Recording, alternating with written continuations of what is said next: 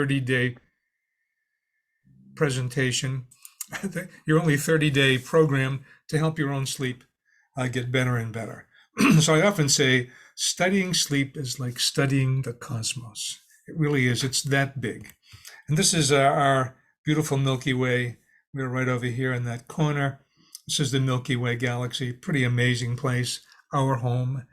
You know, some of the things we know about the Milky Way is there are 400 billion stars, many of them like our sun, some older, newer, larger, smaller. And, you know, to remind us of how much there has been an expansion of this learning. Only a few years ago, we thought that there may be 250 billion other galaxies like ours, some larger, some smaller. But just recently, we discovered that there are 2 trillion other galaxies in what we, interestingly enough, call the observable universe. And so I just remind you that as our knowledge expands, the way we see things, the way we feel about things expands too. And I really hope to expand your knowledge about sleep. Remember that we've been studying this for some 300,000 years. That's about as long as we've been around. And sometimes I wonder if people 300,000 years ago didn't understand sleep better than we do, even though we've had sleep medicine, about a 50-year-old discipline that has studied sleep very, very intricately. And we have learned an enormous amount about what sleep does, what it really is, how we can improve it, what happens when we don't have enough sleep. Those are really vital and important questions. And so I really want to expand that for you as we move along. There are a number of ways of studying sleep in sleep medicine. We study sleep in sleep labs. But remember that there's almost nothing that you can do to a person, like, for instance, take their blood. Nope, they're not asleep anymore. And so we just only recently were able to image the brain during sleep, only to find that a system called the glymphatic system, the system that actually cleanses the brain 24 hours a day. And we've only discovered this about 5 years ago. But just recently, when we imaged the brain during sleep, which must have been an interesting procedure if you've ever had imaging, what we found was that during sleep, the glymphatic system works 10 to 20 times more vigorously than during wake. So just a really interesting observation, and that's what we do without when we don't sleep enough. There are other ways of studying sleep too, besides sleep medicine. We study sleep sometimes through surveys. You might think, well, that's kind of an odd way to study it. How accurate could that be? But, you know, surveys are really anonymous, and so people have privacy. And what we see in surveys is that people really do answer these long questionnaires and give us a very good sense of what's happening to sleep, not only in the US, but worldwide. We know that 70% of people in the US report sleep problems nearly every night. Children from birth to 5th grade are getting 1.5 to 2 hours per night, less sleep than recommended. That means less sleep than is required to develop, behave, and learn normally. 30% of American workers sleep 6 hours or less per night, not nearly enough. And just to sort of show how quickly things have changed, in that survey in 1961, on the question where we said, how much do you think you sleep per night? 2% of people said 6 hours or less. In 2011, that number became 28% of people. In 2017, that number became 30% of people. We know that only 17% of teenagers get the optimum amount of sleep. And in 2020, the first COVID year, at the end of that year, we surveyed 10,000 teenagers, and we found that only 7% were getting enough sleep to grow, behave, develop, and learn normally. Pretty amazing and pretty alarming too. So, you know, the plus side is if you're struggling with your sleep, you're in really good company. We also discover and look at trends in other areas of health because, you know, there are so many specialties, and those specialties are very narrow but very deep. Cardiology, very narrow but very deep. And sleep medicine, because sleep is the foundation, it is the infrastructure of all of your physical, emotional, and cognitive health. Because of that, we have to look at all areas of health. And so we've discovered that since the 1980s, type 2 diabetes has actually doubled in 18 states in the US, risen by 50% in 32 states, 1/3 of our children are overweight or obese. 71% of American adults are overweight or obese. The other figure that should be here is 42% of Americans are dangerously overweight. And this is an interesting caloric figure. In 1965, the average caloric intake was 2,880 calories, and in 2017, it became 3,600. That's an increase by about a third. In 1998, the president of the American Psychological Association estimated that depression has risen some 10 to 20 times in the past 70 years. Anxiety disorder has risen 1,200% since 1980. And there has been a significant rise in suicide and opioid addiction. These are all associated with really what I like to call insufficient sleep, because in a way that's the most important of 100 different sleep disorders and parasomnias. Really the most important one is no one is getting enough sleep for about 100 different reasons. And so it's not a bad time to say, have a definition of sleep. So what exactly is sleep? This is what we call a teaching definition. And I like to take it apart because I think it really says a lot. Sleep is the natural, periodic suspension of consciousness necessary to regulate, repair, and restore physical, emotional, and cognitive health. I know it's a mouthful, but when we take it apart, it really becomes much more understanding. First of all, sleep is natural. Nothing could be more natural. We need this natural sleep every single night. In fact, that's one of those things that 300,000 years ago we knew immediately. We know that every single night we need sleep. We also know, interestingly enough, and you might even guess that a little bit from this, is that when you compare the two states of being, sleep and wake, sleep is actually a much more active state than wake. Now that might make you think, Rick, you're crazy. That's insane. When I'm awake, I talk to people, I learn, I work, I do all kinds of things. I have a family and I have relationships. But when you're asleep, every single system in your body is moving, regenerating, rejuvenating, regulating itself. It is absolutely incredible. It's a natural, periodic suspension of consciousness. What an odd thing to say. And the reminder is that when you are asleep, you are absolutely unconscious, not just lacking some conscious, not aware of anything regarding your sleep. You are absolutely unconscious. So any observation you make about your sleep is really about wake. Maybe too much wake too long before there's sleep. But none of the observations you can actually make are really about your sleep. It's necessary to regulate, repair, and restore not only physical health, but emotional health and cognitive health. And so the takeaway from this is sleep is much more important than you knew, and really much more important than most people give it credit for, even traditional medicine. And so at the beginning of your program, we're going to talk a little bit about how will you over the next 30 days begin to discover what's going on with your sleep. What might I do for it? What is my sleep? How does it work? And how do I take better care of it? And so I invite you to begin by observing your sleep. The gentleman on the left is taking some notes. And so I suggest, and don't do this too much, and don't overthink it, and don't become obsessed with it. It's much too easy to do that. So in the morning, 5 minutes tops. On a pad of paper that you keep for a month. And just things like I went to bed at 10, I think I was asleep by 10:15, or I think I laid in bed for 45 minutes and was really frustrated and couldn't sleep.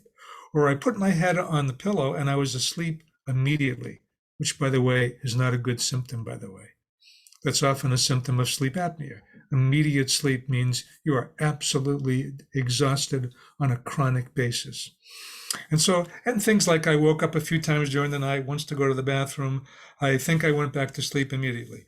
Or I laid there for 3 hours. Finally, I got up, I grabbed my phone and began to look at YouTube videos, thinking that might help. By the way, no, it doesn't.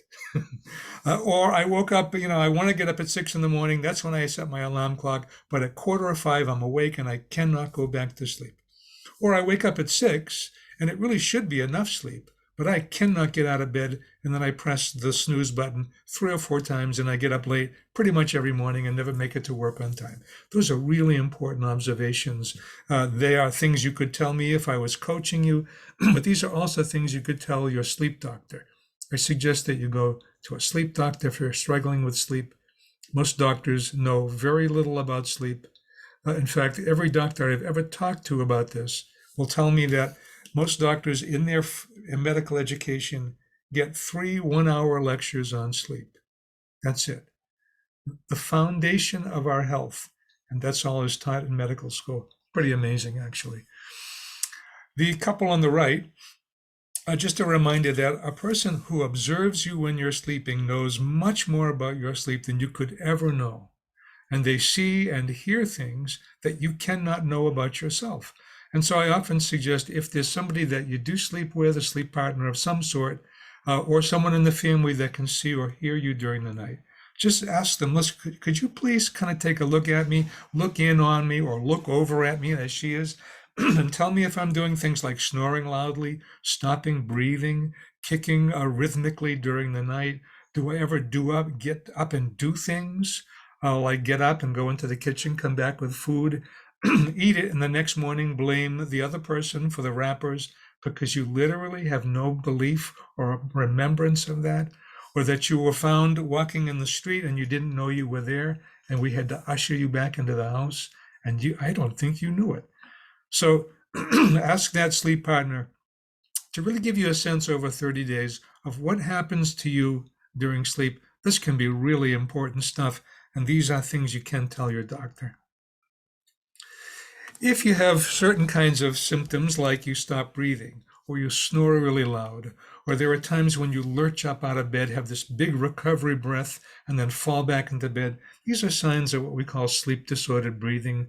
There's different amounts of it, different levels of severity. There's something called upper airway resistance syndrome, obstructive sleep apnea, mild sleep apnea, REM behavior disorder. These are all things that we can tell in a sleep study.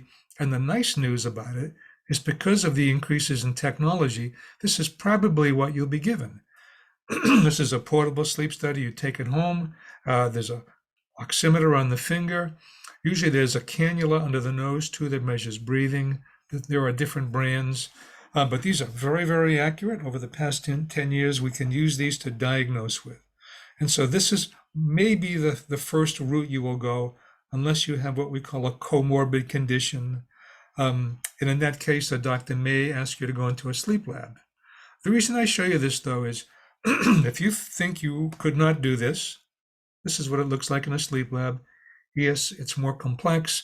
It's a little bit uncomfortable, but by the way, I saw this for over a period of 3 years. In the sleep lab, I did about 500 sleep studies, and I may have seen 1 or 2 people who literally couldn't sleep because of this equipment. Almost everybody can. But there are people sometimes who have phobias of different kinds and may find that they think they couldn't do this. If that's the case, just tell your doctor, I couldn't do that. If you book me for that, I probably will at the last minute not show up, which will cost you about $2,500. So I want that portable sleep study. I know that you want me to go in the lab, but tell them, if you don't think you could do that, tell them that you want this. Believe me, this funds out enough information to really tell what's been going on with you. And so here's kind of just an outline of what we do over a 4-week period. Make some morning notes. Ask a neutral party about their observations of your sleep. Everyone asks me about tracking devices. Use it for a week. See if your experience coincides with the readouts, but these are actually not a great idea. Do not use these on a regular basis. We've actually had to coin a new term called orthoinsomnia. Insomnia caused by overuse of tracking devices that make you think and worry about your sleep too much. Use it for a week. Take a look at what it says. Put it away after that. They are of no value after that, really. Observe your natural sleep patterns. Kind of get a sense of who you are. And what we mean is that are you the kind of person who really needs to go to bed at midnight? Are you the kind of person who needs to go to bed at 8:30 at night? Those are important observations. If you've always been someone who just doesn't get sleepy until 11, 12, 1, 2, That's an important thing for us to know. If you're a person who gets very sleepy early in the night, that's to it. These are comments on your circadian rhythm. Ones are called a delayed phase circadian rhythm, people who really don't get sleepy until very late, or an advanced phase, people who get sleepy kind of early. And the average is right about 10 o'clock at night in this culture. Sleep, by the way, is different in every culture, depending on the time that you eat, depending on whether there are siestas, what we call bimodal sleep, people who sleep in two pieces. These are all legitimate ways, but in US culture, we tend to go by average into bed at 10 o'clock and get up at 6.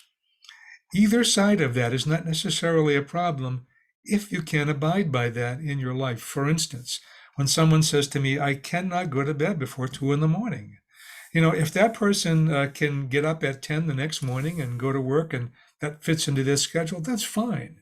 That means they can get in that average, which, by the way, is 8. It's not the end all and be all. Some people are 7s, 7.5s, 8, 8.5s, and 9s, but 8 is the average. So if you can get 8 hours of sleep going to bed at 10, that's fine. But if you can only go to bed at at 2, but have to wake up at 6, that's a problem. Ask your doctor for a portable sleep study. Do the in-lab study if they really want to do that. And if you think you can, most people can, by the way. And see if they can just sort of find your natural rhythms. When do you like to go to bed? When do you like to get up? When do you feel best? Those are really important observations. They're not just feelings. And feelings are, by the way, really uncomfortable. We often say if health were a wheel, sleep would be the hub. It really is the very center of your health. Systems and functions like blood sugar, blood pressure, immune function, and appetite are regulated largely during sleep. So when you're in sleep, all those systems are regulated. Learning is encoded during sleep and moved into long-term memory. In slow wave sleep, about 80% of the necessary growth hormones are secreted to mend the wear and tear of daily life. And heart activity drops by about 10%, so this is the only rest your heart really gets. And that lymphatic system cleans the neurotoxins out of the brain during sleep. This is what we see as we go. We watch a screen in 30-second intervals live. These are the brain waves that we see. I'm just going to give you a real quick takeaway because I do want to have time for questions at the end, and it's going to be a little tight. On the top is wake. In the middle is kind of drowsy. When we see these waves go by, theta waves, that means that the person is in stage 1 sleep.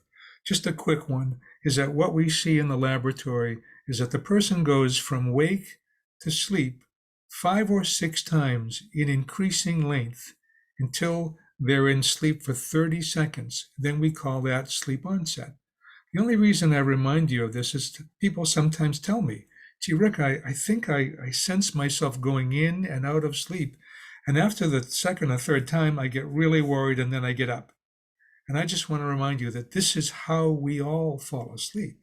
It's just that we're not generally aware of it. It's something that's underneath our awareness. We go in and out into sleep for 5 or 6 seconds, back into wake, into sleep for 10 or 12 seconds, back into wake. If you notice that happening, do not worry about it. In fact, celebrate it and say to yourself, that means I'm going to sleep. Pretty soon, one of these is going to result in sleep pretty much for the rest of the night, or at least for a significant period of time. REM sleep is down here. If you've ever had an experience of waking up and feeling paralyzed, that's called sleep paralysis. It scares people to death, and they have all kinds of interesting descriptions of it and what they think it might be. I just remind you that it means that you woke up in REM sleep, and one of the hallmarks of REM sleep is that we lose all of our muscle tone, except for in our heart and our diaphragm. Good thing there. Heart beating still, diaphragm breathing, but all the rest of our muscles are paralyzed so that we cannot act out dreams and attack the person beside us. This is a condition called REM behavior disorder, when a person doesn't lose that muscle tone. Sometimes they think they're saving their sleep partner by beating them up, thinking that that was an intruder. So if you've had that experience where you woke up and just for a few moments, I can't move. Oh my God. Oh, I can. Oh, that must have been a dream. It actually is in a way true. You woke up in REM. You woke up so that your body had not returned the muscle tone, the preparedness to have a response. And for a moment, you were aware of that paralysis. If that happens to you once a month or once every 5 years, don't worry about it. If it happens to you once or twice a week, that's when it can become a symptom of narcolepsy. So tell your doctor about that. But if this happens occasionally, not a big deal, even though it is definitely an alarming thing to happen. This is how we sleep. We sleep in 5 approximately 90-minute epochs, during which time we go through all of the stages of sleep. Notice how we get REM sleep. The pieces of REM sleep get longer and longer and longer during the night. A real quick takeaway from it is the most restorative sleep happens in the first 2 90-minute epochs. And so if there are things that you're doing, generally like getting way too much light at night or watching a screen right before going to sleep, you can compromise the first and sometimes the second epoch because you've really disrupted your circadian clock. If you get up, if you have a bedroom, even though you want to get up at 6, but a bedroom that gets light at 5 because you haven't covered the windows enough, you might get up and actually miss your whole last 90-minute epoch and all that REM sleep, which for one thing is good for memory, but also regulates appetite. We produce something called leptin during REM sleep, and that actually is the hormone that helps us to feel and realize that we're full enough. When we don't get enough leptin, we have a voracious appetite that can't be taken care of. And if we miss that whole last 90-minute epoch, that's a very common thing. So make sure you cover your windows enough or wear a sleep mask. The balance of light and dark is really, really important. It's something that, in general, we're never really taught about. The reminder is that for most of human history, this is the kind of light we had at night. Candles, torches in the castle, but literally very little lumens. And that's what we want, because half of our brain chemistry, about 100 different neuropeptides, and half of our hormones, about 50 different hormones, half of each are actually produced by exposure to light or exposure to darkness.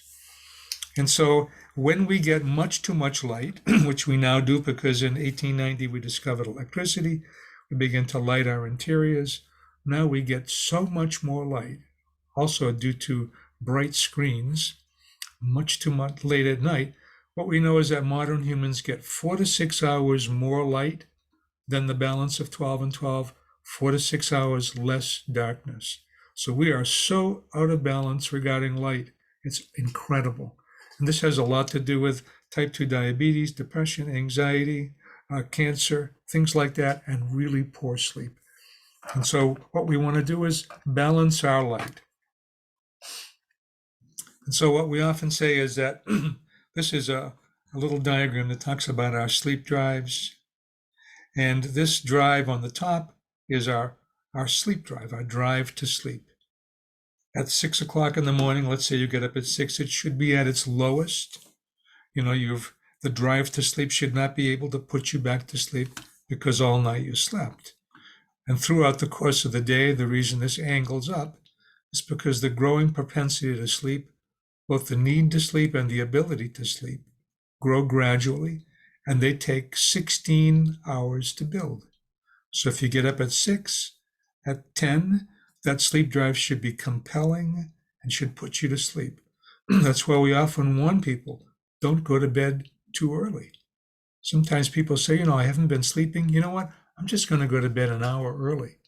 And what that means is that you may go to bed at 9, and for that entire hour, have a sleep drive that's just not ready to put you to sleep. And so your sleep becomes even worse because you become anxious. Sometimes, depending on the person and the circumstances, I might suggest you go to bed 10, 15, 20 minutes later so that the sleep drive is compelling. And that ability to sleep happens within about 15 minutes, which is normal and healthy. Much shorter than that is actually not a good sign. Much longer than that is not necessarily a bad sign, but most people, it makes them anxious and worried, and then that makes them not sleep. The line that runs parallel to it is our circadian clock. This is the part of us that's activated by light and dark.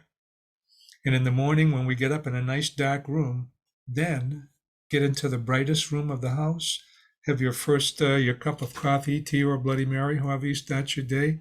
No judgment there. Have that in front of a nice bright window so that that light turns on this drive so that it's really active and vigorous throughout the day. Its job in the day is to keep us awake. It literally pushes against the growing propensity to sleep and produces wake chemicals. And as we grow through the day, if we've had a good circadian drive with a lot of good light, throughout the day it keeps us awake, and then at night it kind of flips over and begins to support our movement towards sleep. And this is when we want to get much less light. And so if you were my client, I would say, after dinner, turn most of your lights down or off, create a really subdued environment that will nurture your brain's activity. It'll tell the brain what time it is, because our brain and our body tell time by light and dark, not by clocks. Clocks are an invention. Light and dark is how we know where we are in a 24-hour cycle. And so, for instance, if you're going to go to bed at 10 and at 9 you're looking at your phone and catching up on Facebook and Instagram and TikTok, and your brain looks at that light and it says, okay, it's noon. So let's produce 15 different thinking and alerting and appetite chemicals because it's noon. Except it's not noon. It's 9 o'clock at night. You're going to bed in an hour. And when you go to bed, you'll have a brain filled with daytime noon chemistry, which does not support sleep. It supports wake. So you might fall asleep because your sleep drive is nice and strong. But throughout the night, there may be periods in which you wake up and can't believe how amazingly able you are to think and worry, because your brain is filled with daytime chemicals from all the light that you got at night. So this is really a simple thing. Make your environment much more subdued, and in that 60 to 90 minutes before bedtime, see if you can get some darkness in there. I often recommend to people, it's that time when we want a little bit of entertainment, and so you flop down in front of a screen of some kind.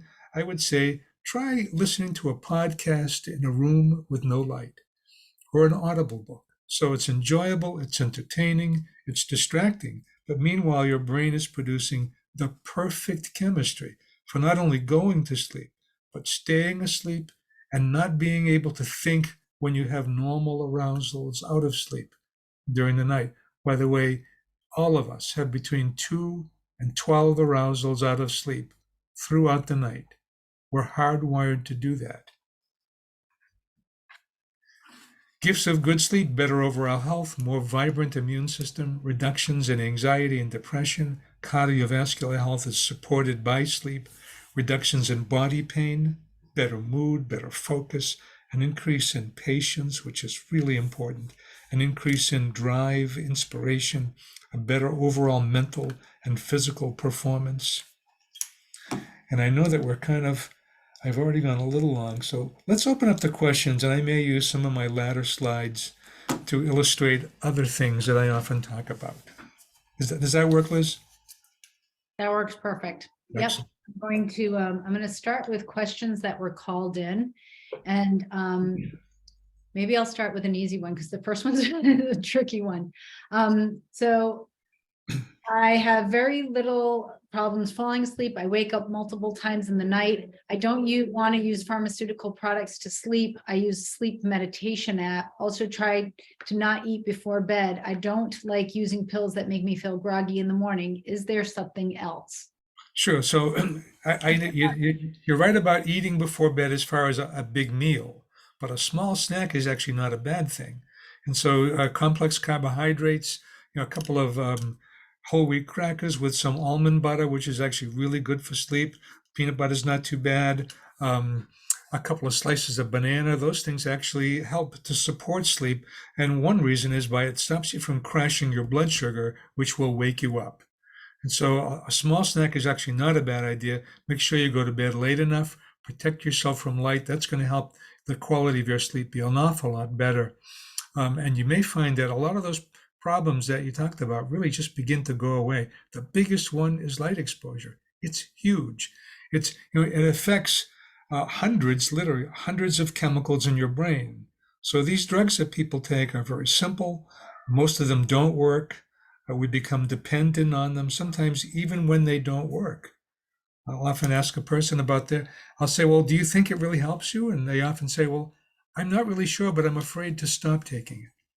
That's when you know you're dependent on something that's actually useless. So you're right, don't take those things, and don't be alarmed about waking up in the middle of the night. We wake up between 2 and 12 times because, for almost all of human history, we slept outside with predators. So it made a lot of sense to wake up, look around, no saber-toothed tiger, back to sleep. And so when you wake up during the night, I want you to do two things. Normalize it. Remind yourself that this is absolutely normal. It's fine. Oftentimes that will allow you to go down the best road rather than the other road, the road of worry. Oh my God, I can't believe it. How long is this going to last? What if I can't get back to sleep? And second one is take 5 long, slow nasal breaths, as slow as you possibly can. Breathe in through the nose and out through the nose. It does amazing things, regulates breathing during sleep, increases CO2, which makes your oxygen leave your lungs and go into your bloodstream. It increases O2 levels and slows your heart rate down. It's amazing. Those two things can bring you back into sleep easily. Next question. Yeah, well, you actually answered the next question because it said I fall asleep, but then I wake up frequently. So good job there, Rick. Next question is, the quality of my sleep is noticeably diminished after long working hours on computer and iPhone. Activities like walking 40 minutes outdoors and creative art expression, though helpful, are not sufficient. Are there ways to mitigate EMF effects you would recommend?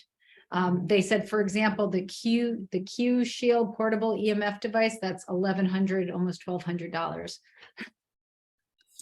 Okay, yeah, I'm not thinking that EMFs are as big a problem as people might think, but the light that those screens radiate are much more powerful than EMFs. So keep that screen work just much earlier in the evening. Maybe the 2 hours after dinner, great. Then begin to go off screens only because they change everything in your body. Your entire chemistry is changed. Hormone production is altered. It's really intense. So try that. I think you'll see an enormous difference. Now, the other question also mentioned the phone using an app. Do not put your smartphone in the bedroom at night. I know 69% of people do. We now know in the latest studies that it actually ruins sleep. We've had to create a new term called an epidemic of non-restorative sleep. The presence of a smartphone, even if it's not on.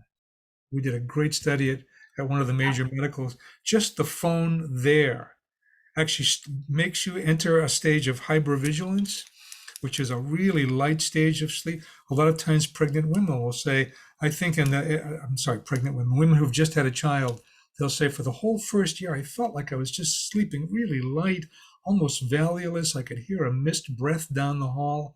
That's a normal thing, but the phone does the same thing.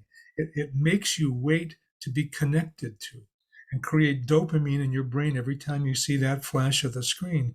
It's like having a baby, an infant, but the phone will never grow up and leave home.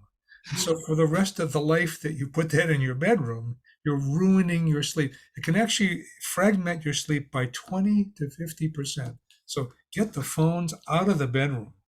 That's Next huge. question. Wow. Okay. For someone with chronic insomnia, 15 years, caused by Lyme disease, co-infections, and parasites, do you have any recommendations on what to try when all sleep aids, including over-the-counter and prescriptions, don't work? When these infections get a strong root hold in the body, enter the brain, they can keep the body in a constant state of sympathetic dominance, rendering sleep aids completely ineffective.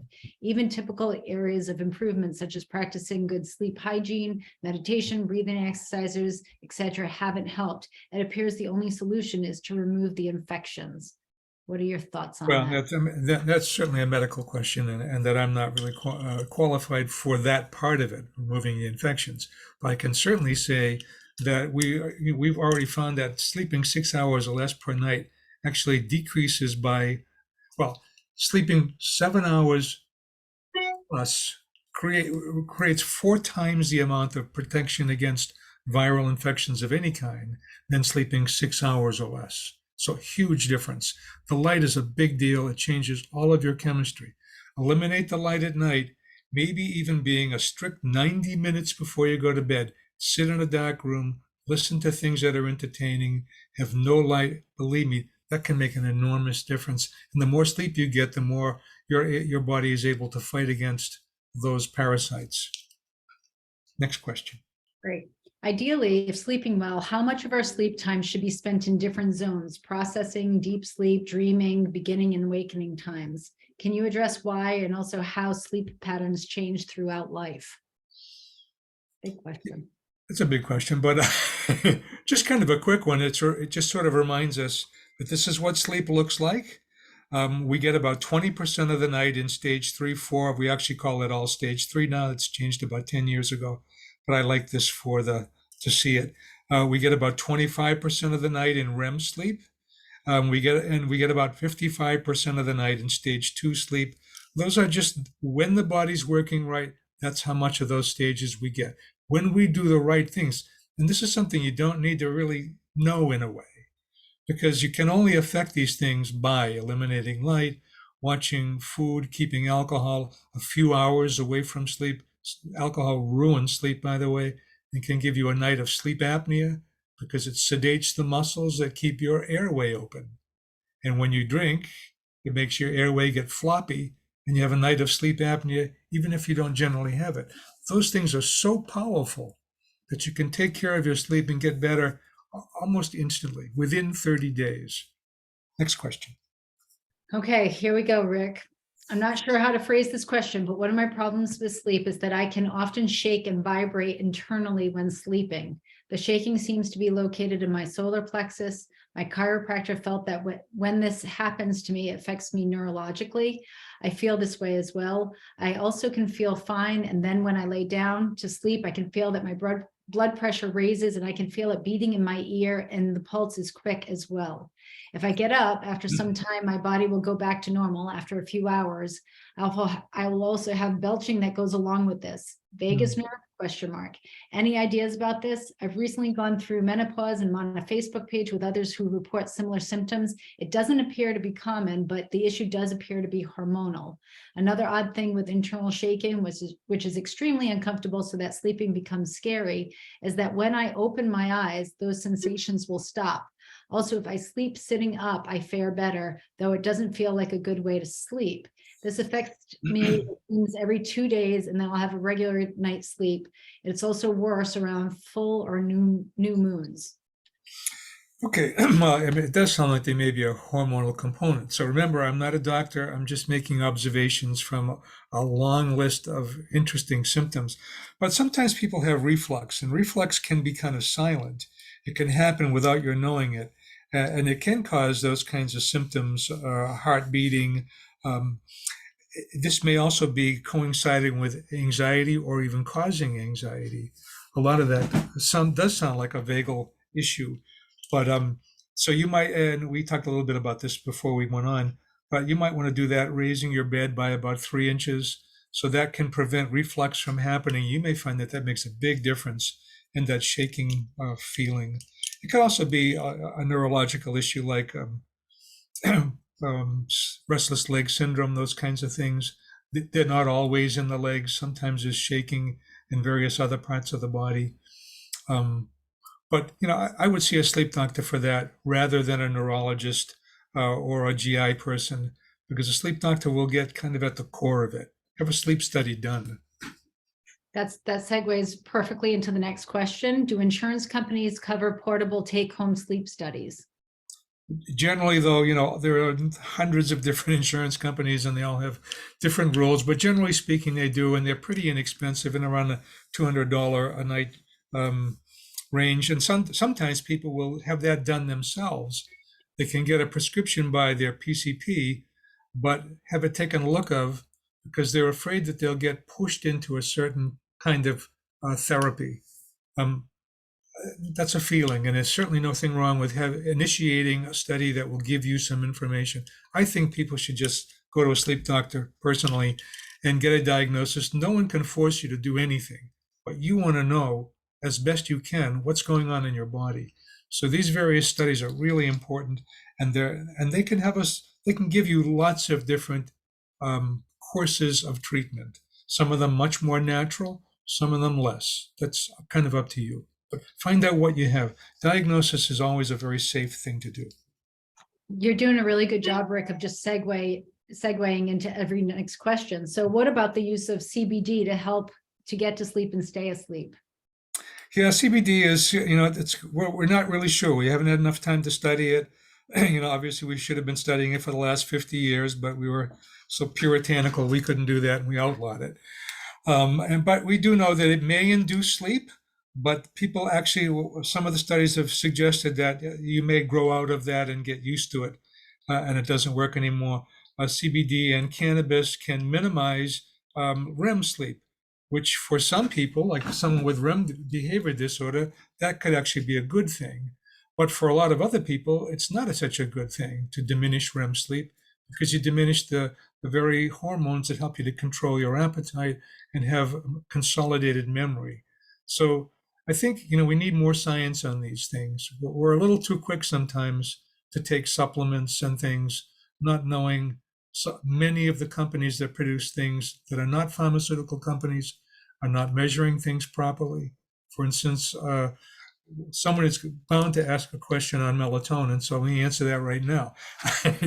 Melatonin came onto the marketplace through supplement companies. So it was smart that they discovered that it had a place in the treatment of sleep. That's where their smartness ended. A lot of the companies had way more melatonin than they said on the label. Our body only makes 0.3 to 0.6 of a milligram in the 90 minutes before we go to bed. So barely about a half a milligram we make. And yet people are taking 3 milligrams, 5, 10, 20. We even have discovered a new disorder called rebound insomnia by taking way too much melatonin. There was a study just done in Denmark comparing 5.5 million people who were treated for sleep. This is a longitudinal study. In that group, 10,000 of them had been treated with melatonin. Now, I must say, there was no mention of how much or how long. But those 10,000 people who were treated with melatonin had 4 times the suicide rate as the group not treated with melatonin. So we have a lot to learn about some of these things. We can't be so quick to pick up things, pop them into our mouth, and because it's not a pharmaceutical, we think it's safe. Big mistake. So keep really light with melatonin. After a number of years, most sleep doctors will say, maybe if you really think you need it, take a half a milligram. If it doesn't work, take a milligram. If that doesn't work, stop taking it. Don't take more than that. Unless you're treating something like tinnitus or something, and then you might take more. But yeah, melatonin is not something to mess around with.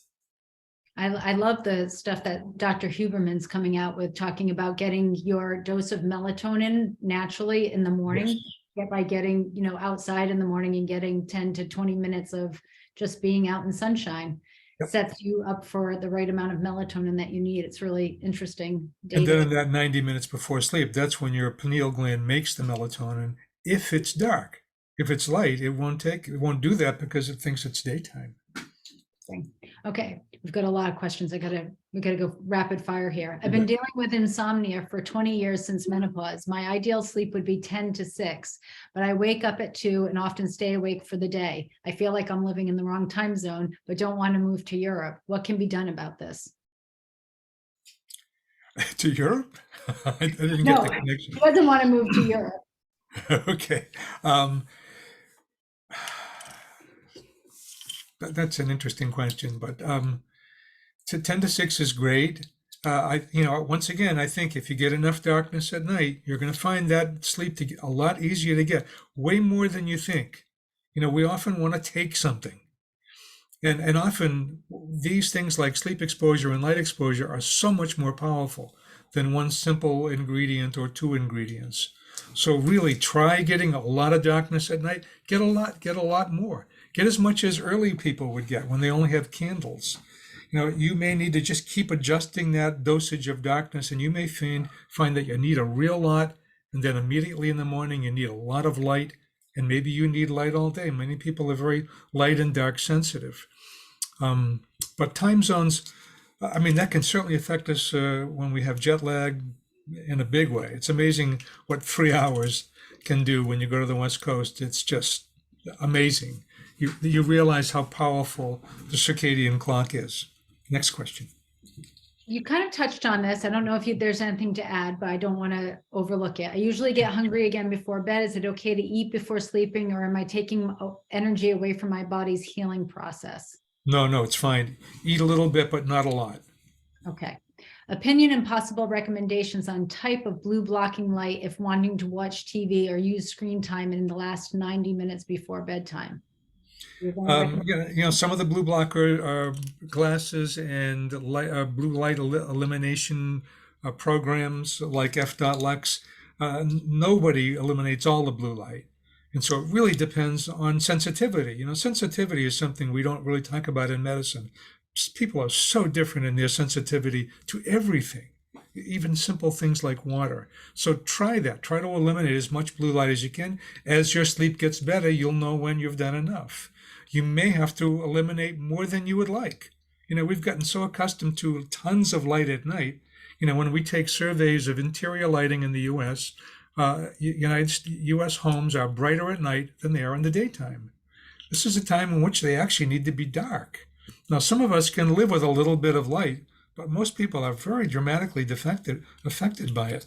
So try those nice, simple things that really work. Are short naps during the day beneficial if you don't get enough sleep at night? So in her case, she gets about 5 or 6 hours at night.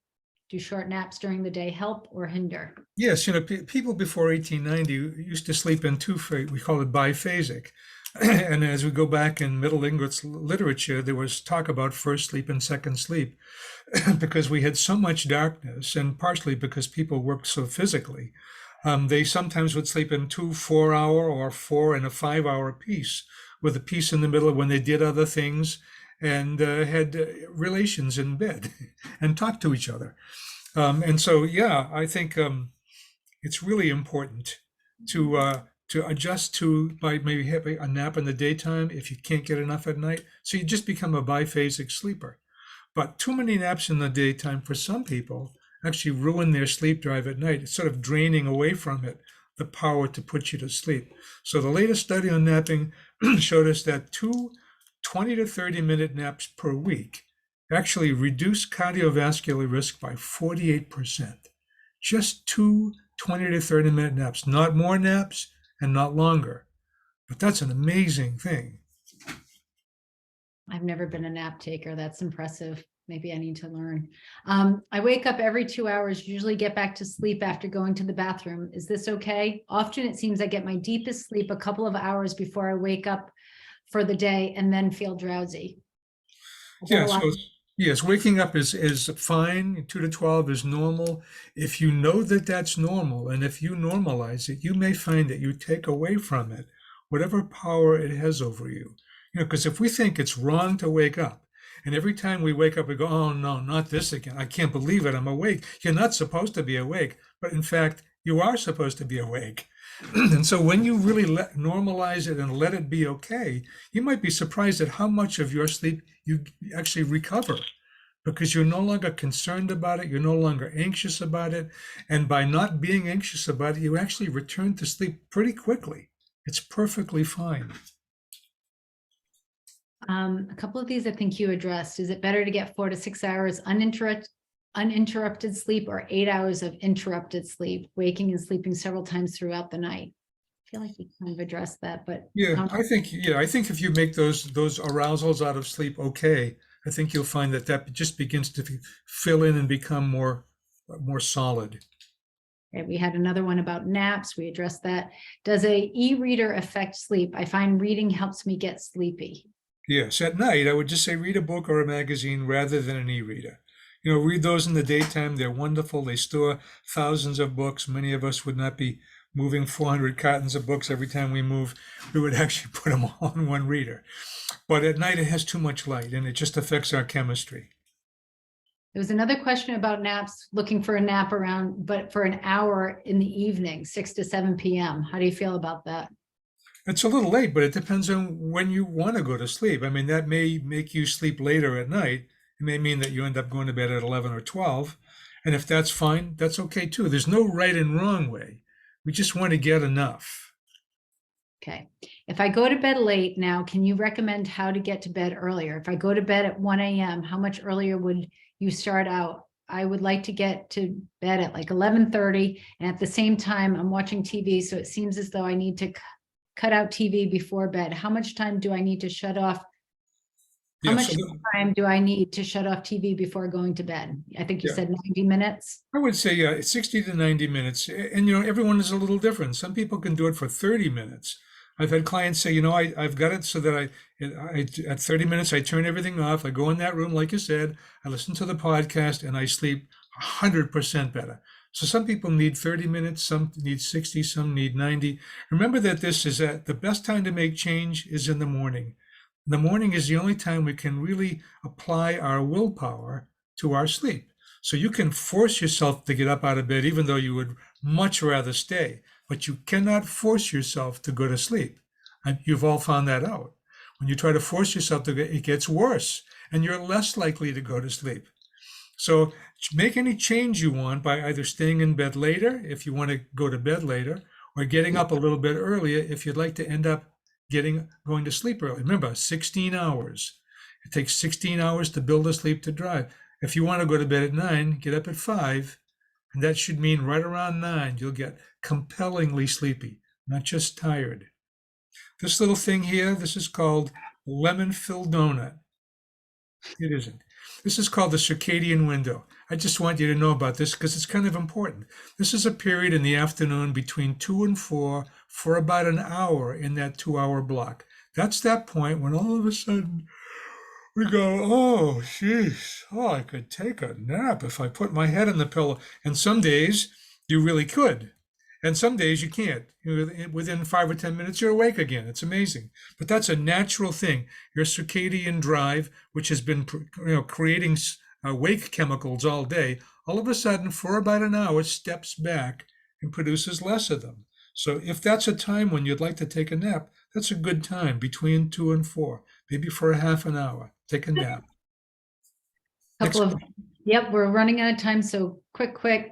Does movement by walking exercise before sleep benefit sleep? I don't know. Does movement by walking exercise impact sleep? Yeah, well, so the latest study showed us, we used to always say never exercise right before sleep. But what we found out when we actually did science on it, we found out that yes, there are some people who can go for a 10-mile run, come home, shower, and go to bed and sleep great. But most of the people in the studies that we did found that exercise too close to sleep actually made it harder to go to sleep. So, the answer is some people can, some people can't. More than likely you want to become a little less active as you move towards sleep time, and it will help your sleep for most people. Great. And then this is a different question, but very important one. Can you comment on the connection between lack of sleep and dementia? Well, certainly lack of sleep can cause dementia. We know that dementia and Alzheimer's are caused by things that happen in the brain. Some of it is plaque, and we know that not getting enough sleep makes that lymphatic system work less powerfully at night and clean it less. So certainly that's a big difference. And sometimes when you're really sleep deprived, you can seem as though you have a terrible memory and your cognitive abilities are not functioning properly. But as soon as you get sleep, that's a good sign that it wasn't dementia. It was just not nearly enough sleep. We really need sleep. We often talk about older people don't need as much. I think we're just sort of giving in to the fact that a lot of older people just don't get as much. And a lot of that's because they have body pain, layers of sports injuries and work injuries and life injuries that by the time you're maybe 80 years old, you've got a lot of.